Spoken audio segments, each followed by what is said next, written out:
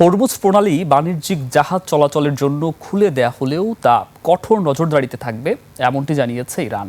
একই সাথে ইরানি বন্দরগুলোতে যুক্তরাষ্ট্র অবরোধ অব্যাহত রাখলে হরমুজ প্রণালী প্রয়োজনে আবারও বন্ধ করে দেয়া হবে বলে হুঁশিয়ারি দিয়েছে দেশটি।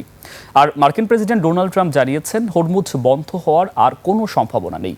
সুর নরম করে বলেছেন ইরানের সাথে মিলে ধীরে ধীরে দেশটির ইউরেনিয়াম উদ্ধার করা হবে। আফসানা নীলার রিপোর্ট।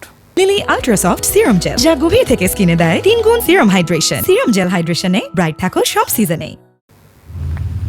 খুলে দেয়া হলেও বিশ্বের অন্যতম বাণিজ্যিক নৌপথ হরমুজ প্রণালী ইরানের কড়া নজরদারিতেই থাকছে। নির্ধারিত রুটে আইআরজিসির অনুমতি নিয়ে তবেই পার হতে হবে জাহাজগুলোকে, এমনটি জানিয়েছে ইরান।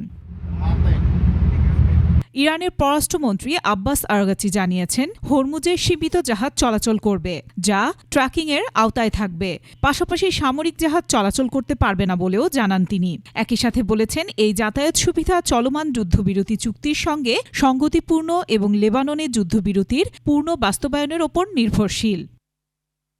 এদিকে হরমুজ খুলে দেওয়ার পর নানান মত প্রকাশ করেন মার্কিন প্রেসিডেন্ট ডোনাল্ড ট্রাম্প। বলেন, 2 দেশের মধ্যে একটি শান্তি চুক্তি না হওয়া পর্যন্ত ইরানের বন্দরগুলোতে নৌ অবরোধ অব্যাহত থাকবে।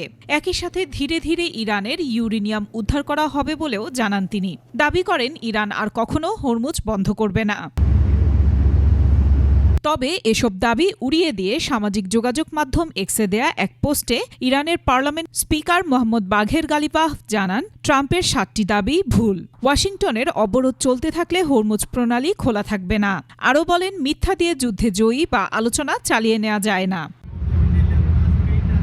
অন্যদিকে যুদ্ধবিরতির মধ্যেই লেবাননে হামলা চালাচ্ছে ইসরায়েল। সীমান্ত এলাকার যেসব শহর এখনও তেল আবিবের নিয়ন্ত্রণে, সেখানে ঘরবাড়ি ধ্বংস করা হচ্ছে।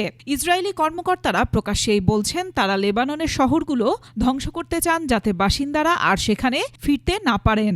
এদিকে ইসরায়েলের কাছে অস্ত্র বিক্রি বন্ধের আহ্বান জানিয়েছে হিউম্যান রাইটস ওয়াচ। مذاکره هم تا الان انجام نشد. আফসানা নীলা, ডেস্ক রিপোর্ট, 21 টেলিভিশন।